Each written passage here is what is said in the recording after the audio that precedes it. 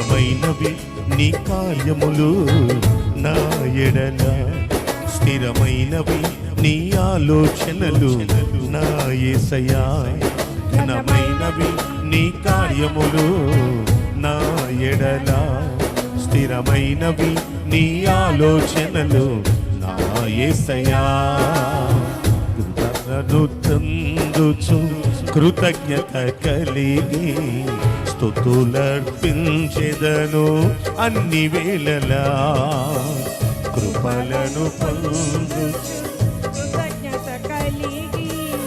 స్తుతులర్పించెదను అన్ని వేళలా.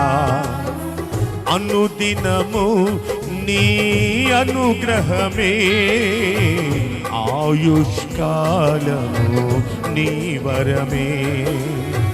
అనుదినము